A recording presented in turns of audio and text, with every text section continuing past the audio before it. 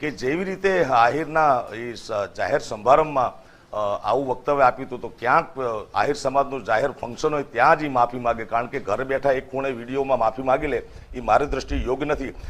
તમે એવું કહેવા માંગો છો કે એ બધા જે વખાણ કરે છે, જે અમારા ઇતિહાસ જે અત્યારે ગવાય છે, એ ખોટા છે?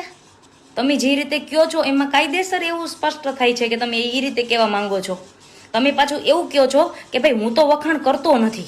આખો વિડીયો જોયો છે કે જેમાં ક્યાંક ને ક્યાંક બધા લોકોની લાગણીઓ દુભાણી છે, પરંતુ હવે એક વ્યક્તિના આ રીતે બોલવાથી હવે લાગણીઓ દુભાણી છે, એને આપણે કંઈક કરવું જોઈએ. પરંતુ ગીગા ભમર વિરુદ્ધ પણ કાર્યવાહી થઈ રહી છે અત્યારે. હવે આવનારા સમયમાં તો એ ખબર પડશે કે ગીગા ભમર માફી માગે છે કે નથી માંગતા, કારણ કે અત્યારે એવા સૂત્રો પ્રમાણે વાતો આવી રહી છે કે માફી માંગેલી છે. અને આપણે પણ આપણા દ્વારકાધીશને પ્રાર્થના કરીએ કે આ જે વિવાદ છે તેનો જલ્દીથી જલ્દી અંત આવે અને આ વિવાદ છે તે જલ્દીથી જલ્દી સમાપ્ત થઈ જાય એવી આપણે દ્વારકાધીશને પ્રાર્થના કરીએ છીએ. બાકી આપણો વિડીયો બનાવવાનો મતલબ કોઈ જ નથી કે કોઈ ધર્મને અથવા કોઈ સમાજને ઊંચો નીચો બતાવો. તો મળીએ છીએ નવા વિડીયોમાં.